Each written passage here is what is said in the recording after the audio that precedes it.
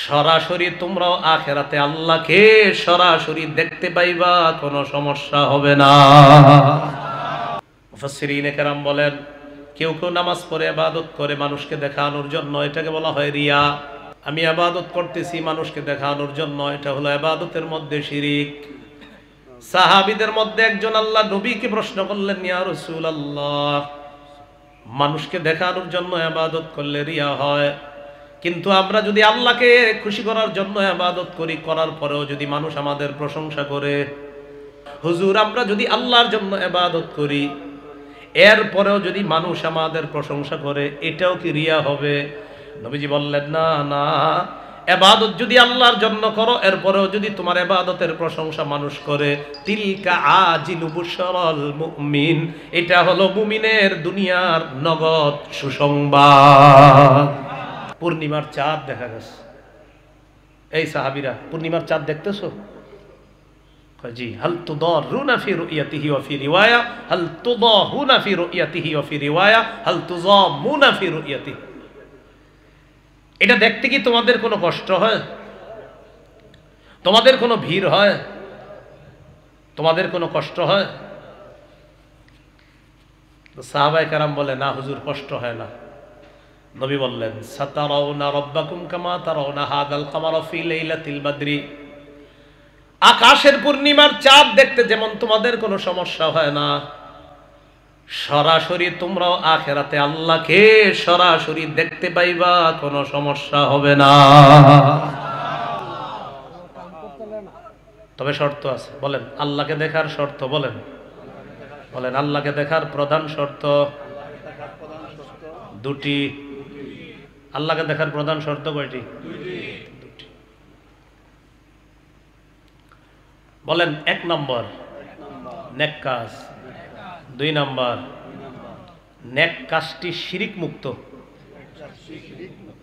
এক নম্বর নেক কাজ, দুই নম্বর শিরিক মুক্ত কাজটা হইতে হবে।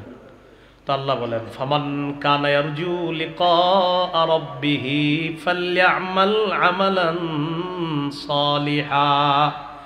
যে ব্যক্তি তার রবের সাক্ষাৎ চায়, সে যেন নেক আমল করে। ওয়ালা ইউশরিক বিইবাদাতি রাব্বিহি আহাদা। রবের ইবাদতের ক্ষেত্রে কাউকে যেন অংশীদার না বানায়।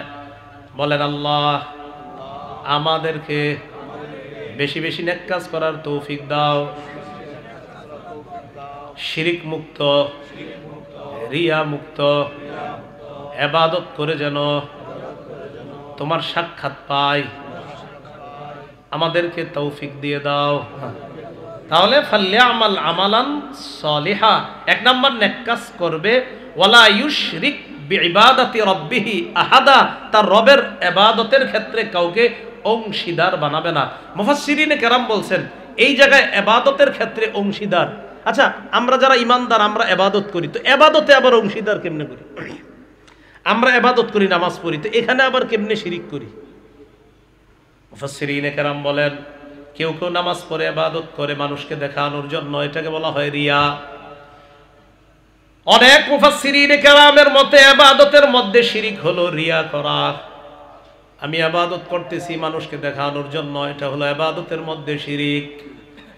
সাহাবীদের মধ্যে একজন আল্লাহ নবীকে প্রশ্ন করলেন, ইয়া রাসূলুল্লাহ, মানুষকে দেখানোর জন্য ইবাদত করলে রিয়া হয়, কিন্তু আমরা যদি আল্লাহকে খুশি করার জন্য ইবাদত করি, করার পরেও যদি মানুষ আমাদের প্রশংসা করে। প্রথম কথা হলো, মানুষকে দেখানোর জন্য, মানুষের প্রশংসা পাওয়ার জন্য ইবাদত করা, এটার নাম হলো লোক দেখানো ইবাদত। মানুষকে দেখানোর জন্য, মানুষের প্রশংসা পাওয়ার জন্য, মানুষের বাহবা কুরানোর জন্য ইবাদত, এটা হলো রিয়াযুক্ত ইবাদত, লোক দেখানো ইবাদত। হুজুর আমরা যদি আল্লাহর জন্য ইবাদত করি, এরপরেও যদি মানুষ আমাদের প্রশংসা করে, এটাও কি রিয়া হবে? নবীজি বললেন, না না, ইবাদত যদি আল্লাহর জন্য করো, এরপরেও যদি তোমার ইবাদতের প্রশংসা মানুষ করে, তিলকা আজিলু বুশরাল মুমিন, এটা হলো মুমিনের দুনিয়ার নগদ সুসংবাদ। মুমিন ইবাদত করে আল্লাহর জন্য, কিন্তু আমাদের মধ্যে কেউ প্রশংসা করে ফেলছে, মাশাআল্লাহ আপনি সুন্দর ইবাদত করেন, কিন্তু তার উদ্দেশ্য আমার প্রশংসা পাওয়া ছিল না। তো নবীর এক সাহাবী প্রশ্ন করছে, হুজুর ইবাদত রবকে খুশি করার জন্য করলাম, কিন্তু মানুষ বলল তোমার ইবাদতটা সুন্দর হয়েছে। নবী বলেন, তুমি যদি আল্লাহকে খুশি করার জন্য ইবাদত করো আর মানুষ যদি তোমার প্রশংসা করে, এটা তোমার দুনিয়ার নগদ সুসংবাদ। তাহলে কথাটা কিন্তু বুঝছেন, একটা হলো মানুষের বাহবা পাওয়ার জন্যই করলাম, এটা রিয়া। আরেকটা হলো রবের জন্যই করলাম, কিন্তু মানুষ খুশি, আমার বাহবা দিতেছে, আপনার ইবাদত সুন্দর, এটা সমস্যা না। কিন্তু আমার যদি টার্গেটই হয় মানুষের বাহবা পাওয়া, এটা রিয়া, এটা ইবাদতে শিরিক হয়ে যাবে, এটা ছোট শিরিক। সাহাবীদেরকে নবী বলছেন, ইন্না আখওয়াফা মা আখাফু আলাইকুম বাদি আশ-শিরকুল আসগর। আমি দুনিয়া থেকে বিদায় নেওয়ার পর তোমাদের ব্যাপারে সবচেয়ে আশঙ্কা করি ছোট শিরিকে তোমরা লিপ্ত হয়ে যাবা। সাহাবীরা বললেন, ওমা শিরকুল আসগর, হুজুর ছোট শিরিক আবার কি? নবী বললেন, আর রিয়া, লোক দেখানো ইবাদত। তাহলে ভাই আল্লাহরে দেখতে চাই না সবাই? বলেন বলেন ইনশাআল্লাহ। তাহলে সবাই আল্লাহকে দেখবো তো ইনশাআল্লাহ? আচ্ছা, হুয়াল মনে আসেনি, হুয়াল আউয়ালু ওয়াল আখিরু ওয়াজ যাহিরু ওয়াল বাতিন ওয়া হুয়া বিকুল্লি শাইইন আলিম। আল্লাহ সব কিছুর খবর রাখেন, সব কিছুর জ্ঞান রাখেন, আল্লাহ সব জানেন। আমি আপনি এই জায়গায় বসে বয়ান করতেছি, শুনতেছি, সব আল্লাহ জানে। পরের আয়াতে দেখেন আল্লাহ কি বলেন, হুয়াল্লাযী খালাকাস সামাওয়াতি ওয়াল আরদা ফি সিত্তাতি আইয়াম। মাথা ঠান্ডা করেন সবাই, এই আয়াতে নতুন একটা শিক্ষা আছে। হুয়াল্লাযী খালাকাস সামাওয়াতি ওয়াল আরদা ফি সিত্তাতি আইয়াম, তিনি ওই সত্তা যিনি আসমান জমিন সৃষ্টি করেছেন 6 দিনে। কয় দিনে? আল্লাহ আসমান বানাইছেন কুন ফায়াকুন দিয়া, জমিন বানিয়েছেন কুন ফায়াকুন দিয়া। এই কথাগুলা সঠিক নয়, হ্যাঁ, এগুলা জাল বর্ণনা। আমাদের আকীদা, আল্লাহ চাইলে আসমানকে কুন ফায়াকুন দিয়া বানাইতে পারতেন। আমাদের আকীদা, আল্লাহ চাইলে জমিনকে মুহূর্তের মধ্যে বানাইতে পারতেন, এটা আমাদের আকীদা। সূরা ইয়াসিনের মধ্যে এই আকীদা আমাদেরকে আল্লাহ দিয়েও দিয়েছেন, ইন্নামা আমরুহু ইযা আরাদা শাইআন আন ইয়াকুলা লাহু কুন ফায়াকুন। আল্লাহ যখন কোনো বিষয়ের ইচ্ছা করেন, সিদ্ধান্ত নেন, আল্লাহ শুধু বলে হও, হয়ে যায়। আল্লাহ শুধু বলে হও, হয়ে যায়। তাহলে আল্লাহ চাইলে বলতে পারতেন আসমান হও, হয়ে যেত। আল্লাহ চাইলে বলতে পারতেন জমিন হও, হয়ে যেত। কিন্তু আল্লাহ এটা না করে আল্লাহ 6 দিনে আসমান জমিন বানিয়েছে। কয় দিনে? আমার সাথে সবাই বলেন, বলেন শৃঙ্খলতা শিক্ষা দেওয়ার জন্য আল্লাহ আসমান জমিন 6 দিনে সৃষ্টি করেছেন। আল্লাহ চাইলেই মুহূর্তের মধ্যে আসমান জমিন সৃষ্টি করতে পারতেন। তাহলে এখন থেকে এটা না বলা যে আল্লাহ আসমান বানাইছে কুন ফায়াকুন দিয়া, জমিন বানাইছে কুন ফায়াকুন দিয়া, এটা না বলা। আরে আল্লাহ তো বলে দিয়েছে, ওয়াল্লাযী খালাকাস সামাওয়াতি ওয়াল আরদা ফি সিত্তাতি আইয়াম। আল্লাহ আসমান জমিন সৃষ্টি করেছেন 6 দিনে, খালাস। এই 6 দিন কোন দিন? প্রথম দিন হলো রবিবার, শেষ দিন হলো জুমাবার। হ্যাঁ, প্রথম আউয়ালুহা আল আহাদ ওয়া আখিরুহা আল জুমুআ। প্রথম দিন হলো, জালালউদ্দিন সুয়ুতি রাহমাতুল্লাহ আলাইহি লেখেন, আউয়ালুহা আল আহাদ ওয়া আখিরুহা আল জুমুআ। প্রথম দিন হলো রবিবার, শেষ দিন হলো জুমাবার, মানে শুক্রবার। রবি থেকে শুক্র হিসাব করেন, রবি, সোম, মঙ্গল, বুধ, বৃহস্পতি, শুক্র। কয় দিন? 6 দিন। এই 6 দিনে আল্লাহ আসমান জমিন সৃষ্টি করেছেন। সুম্মাস্তাওয়া আলাল আরশ, আকীদার বিষয় শেষ। এরপর আল্লাহ আরশে সমাসীন হয়েছেন। খালি অনুবাদই মুখস্থ রাখবেন, আর কিছু না। বলেন বলেন, আল্লাহ আরশে সমাসীন হয়েছেন। বলেন আমার সাথে, বলেন বলেন আল্লাহর ইস্তিওয়া। বাস একটুকু খালি বলবেন, বলেন আল্লাহর ইস্তিওয়া জানা, আল্লাহর কাইফিয়ত অজানা। এই ব্যাপারে প্রশ্ন করা বেদাত। এভাবে প্রশ্ন করা কি বেদাত? ইমাম মালিক রাহমাতুল্লাহ আলাইহি বলছেন, ইস্তিওয়াউহু মালুমুন ওয়া কাইফিয়াতুহু মাজহুলুন ওয়াস সুআলু আনহু বিদআতুন। আল্লাহ ইস্তিওয়া হয়েছে, আল্লাহ সমাসীন, বাস এতটুকুই মাথায় রাখা। কি কাইফিয়ত কেমন এটা আমরা জানি না। এই ব্যাপারে প্রশ্ন, ইমাম মালিক বলেন প্রশ্নই করা যাবে না, বেদাত। এরপরেও আপনারা আল্লাহর ব্যাপারে কোনো প্রশ্ন জাগলে এগুলা নিয়ে ঝগড়া করবেন না, বিষয়গুলা দায়িত্বশীল ওলামাদের উপর ছেড়ে দিবেন। এই বিষয়গুলা নিয়ে ঝগড়া করে নিজেদের আমল ঈমান আকীদা নষ্ট করার কোনো দরকার নাই। সহজ সরলভাবে শিরিক মুক্ত ইবাদত করবেন, মরবেন নিরাপদে, জান্নাতে প্রবেশ করবেন। এরপর আল্লাহ বলেন ইয়ালামু মা ইয়ালিজু ফিল আরদি ওয়া মা ইয়াখরুজু মিনহা ওয়া মা ইয়ানজিলু মিনাস সামাই ওয়া মা ইয়ারুজু ফিহা। এটা সবাই মিলেমিশে পড়বে এই জায়গাটা। ইয়ালামু মা ইয়ালিজু ফিল আরদ ওয়া মা ইয়াখরুজু মিনহা, বলেন তিনি জানেন যা জমিনে প্রবেশ করে, যা জমিন থেকে বের হয়, বৃষ্টি এবং মৃত ব্যক্তিরা জমিনে প্রবেশ করে, ঘাস উদ্ভিদ জমিন থেকে বের হয়। তাহলে জমিনে প্রবেশ করে কি বৃষ্টি, মৃত ব্যক্তিরা। মরা ব্যক্তিদের কি উপরে রাখেন না জমিনের ভিতরে? এটা কে জানে? আরে বলে না, কে জানে? ইয়ালামু মা ইয়ালিজু ফিল আরদি, জমিনে যা প্রবেশ করে তা আল্লাহ জানেন। বৃষ্টি কোন জমিনে কোথায় প্রবেশ করবে তা জানেন আল্লাহ। মরা ব্যক্তিরা কোন জায়গায় কোথায় আপনারা কবর দিবেন তা জানে আল্লাহ। এই এলাকার মানুষ আপনি মনে করতেছেন এই লোকটার কবর তো আমাদের পুকুরের ওই পাশে হবে, এটাই স্বাভাবিক, কিন্তু এমন হতে পারে লোকটার মরণ হবে সৌদি, আর ভাগ্যবশত তার কবর হয়ে গেছে সৌদির কোনো একটা কবরস্থানে, এরকম হতে পারে। তাহলে ইয়ালামু মা ইয়ালিজু ফিল আরদি, জমিনের মধ্যে যা প্রবেশ করে জানে আল্লাহ। কি প্রবেশ করে? কাল আমতারি ওয়াল আমওয়াত, বৃষ্টি প্রবেশ করে আর মৃত ব্যক্তিরা প্রবেশ করে। ইয়ালামু মা ইয়ালিজু ফিল আরদ ওয়া মা ইয়াখরুজু মিনহা, জমিন থেকে যা বের হয় তাও জানে আল্লাহ। কি বের হয়? ঘাস বের হয় তা জানে আল্লাহ, ধান বের হয় তা জানে আল্লাহ, উদ্ভিদ বের হয় তা জানে আল্লাহ, কোন জমিনে ফসল হবে এটা জানে আল্লাহ। কত জমিন আছে বছরের পর বছরও যদি পানি দেই ওই জায়গায় ফসলের আশা করা যায় না। আবার কিছু কিছু জমিনে আমরা কোনোদিন পানিও দেই না, কিছু করি না, হঠাৎ দেখা যায় ওই জায়গায় সুন্দর ঘাসপালা হয়ে যায়। কারণ জানে কে? আল্লাহ। এরপরে কি বলে দেখেন, ওয়ামা আচ্ছা আচ্ছা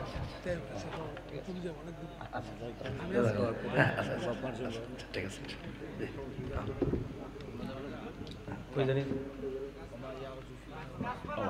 হ্যাঁ গাছপালা, হ্যাঁ আচ্ছা। ইয়ালামু মা ইয়ালিজু ফিল আরদি ওয়া মা ইয়াখরুজু মিনহা ওয়া মা ইয়ানজিলু মিনাস সামাই ওয়া মা ইয়ারুজু ফিহা। কোরআন পড়েন, কোরআনের অনুবাদ আসেনি করে, অনুবাদও পড়েন, কোরআনও পড়েন, অনুবাদও। শুধু অনুবাদ পড়বেন না, কোরআন পাশাপাশি অনুবাদ, কিন্তু পণ্ডিতি করা যাবে না। কি করলাম? কোরআন পড়বেন, অনুবাদ পড়বেন। কিছু জায়গায় গিয়ে আপনার দেখবেন বুঝে আসবে না, বাস ওই জায়গাটা টুইকা রাখবেন, আলেমদের কাছে জিজ্ঞাসা করবেন। আবার বলছি, কোরআন পড়বেন, অনুবাদ পড়বেন, কিছু জায়গা বুঝে আসবে না, টুকে রাখবেন, আলেমদের কাছে জিজ্ঞাসা করবেন, মনে থাকবেন ইনশাআল্লাহ।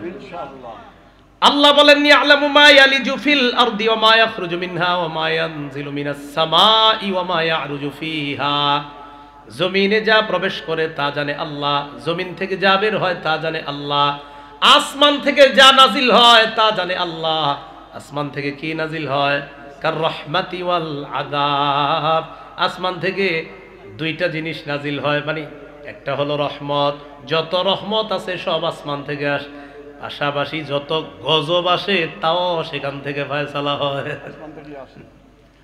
রহমত আসে আসমান থেকে, গজব আসে আসমান থেকে। ওয়া মা ইয়ারুজু ফিহা, জমিন থেকে আসমানে যা যায় তাও জানে আল্লাহ, আসমান থেকে যা আসে তা জানে আল্লাহ, জমিন থেকে যা যায় তা জানে আল্লাহ। জমিন থেকে কি যায়? আল আমালুস সালিহা ওয়াল আমালুল বাতিলা, নেক আমলগুলা যায় আর খারাপ কাজগুলাও যায়। নেক আমলের বিনিময়ে রহমত দেওয়া হয়, খারাপ কাজের বিনিময়ে গজব দেওয়া হয়। যা আসে জানে কে? যা যায় জানে কে? ইলাইহি ইয়াসআদুল কালিমুত তাইয়্যিব ওয়াল আমালুস সালিহু ইয়ারফাউ, যত ভালো কথা বলি আসমানে যায়, যত নেক আমল করি আসমানে যায়। এই জন্য মনে রাখবেন, খারাপ কাজ কইরা ব্যর্থ মানুষ যদি হন এই বিষয়টাও চলে যায় সেখানে, ভালো কাজ করে যদি ভালো মানুষ হন, সফল মানুষ, এটাও চলে যায়। যা আসে তাও রব জানেন, যা যায় তাও রব জানেন। ভাইও আমি আপনি যেন সফল হতে পারি, ব্যর্থ যেন না হই, আল্লাহ আমাদেরকে হেফাজত করেন। সফল আর ব্যর্থ হবে একদম। সূরা কাহাফ 103 থেকে 108 নম্বর আয়াত, মন দিয়ে পুরো আয়াতগুলো শুনেন আল্লাহ কি বলে। কুল হাল নুনাব্বিউকুম বিল আখসারিনা আ'মালা আল্লাযীনা দাল্লা সা'য়ুহুম ফিল হায়াতিদ দুনিয়া ওয়া হুম ইয়াহসাবুনা আন্নাহুম ইহসিনুনা সুনআ। নবী আপনি বলেন আমি কি তোমাদেরকে তাদের ব্যাপারে বলবো যারা আমলে অধিক ক্ষতিগ্রস্ত? তারা হলো তারা যারা মনে করে আমরা অনেক ভালো কাজ করছি। এই পৃথিবীর অনেক মানুষ দেখবেন যাদের ঈমান নাই, কিন্তু ওই ব্যক্তি হসপিটাল করছে 15টা 20টা, ঈমান নাই ওই ব্যক্তির দাতব্য প্রতিষ্ঠান আছে 50-60টা, দান করে প্রচুর, কিন্তু ঈমান নাই।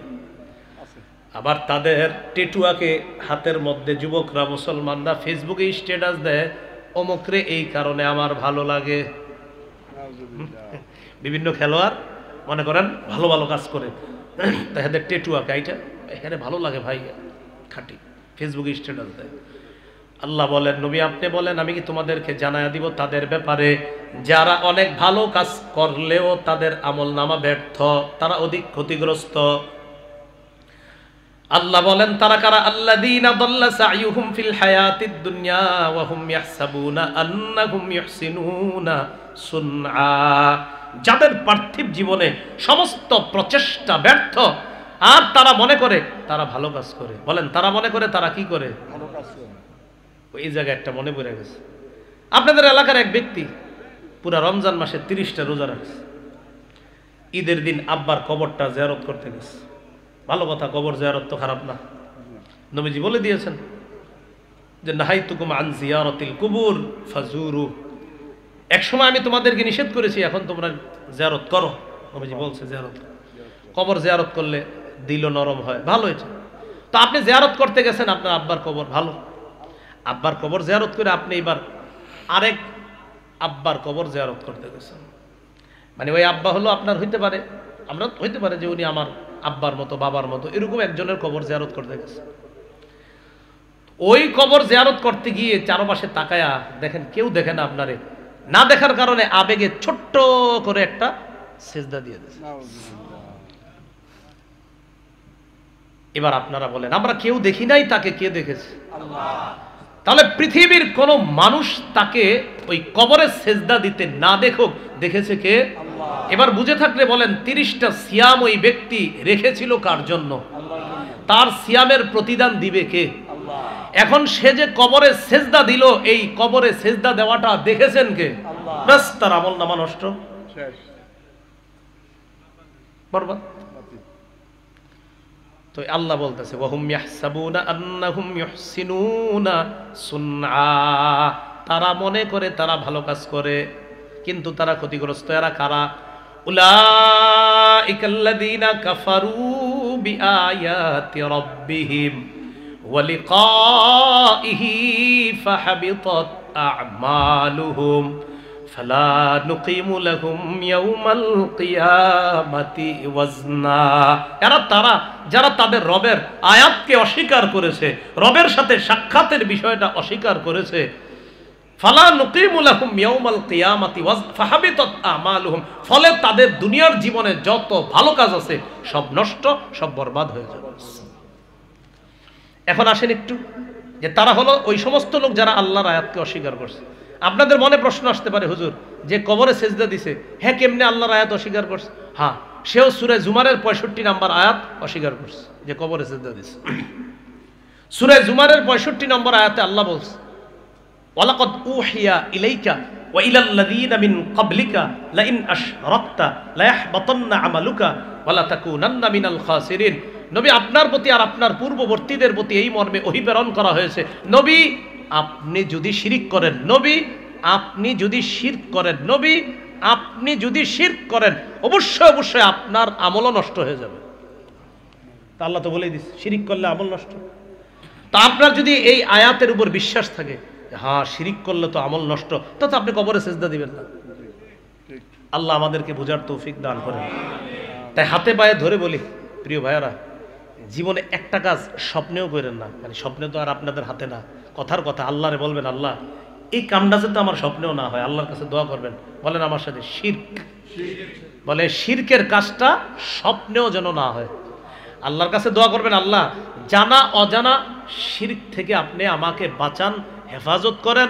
আল্লাহ আমি যদি জানা অজানা কোনো শিরিক করে থাকি আমারে মাফ করে দেন, ভবিষ্যতে যেন জানা অজানা শিরিক আমি না করি, মাবুদ স্বপ্নেও যেন শিরিক না করি, হ্যাঁ সেই তৌফিক দান করেন। এভাবে আল্লাহরে বলবেন। তো যেটা বলতে চাইলাম, একটা কাজ জীবনে সারা জীবন একটা কথা মনে রাখেন, আর যা কিছু করেন আর না করেন শিরিক করেন না। শিরিক যদি না করেন ইনশাআল্লাহ, বলেন সবাই ইনশাআল্লাহ, আবার বলেন ইনশাআল্লাহ, আল্লাহ চাইলে সরিষা পরিমাণ খাঁটি ঈমান নিয়ে একদিন না একদিন আল্লাহর জান্নাতের মেহমান হওয়া যাবে।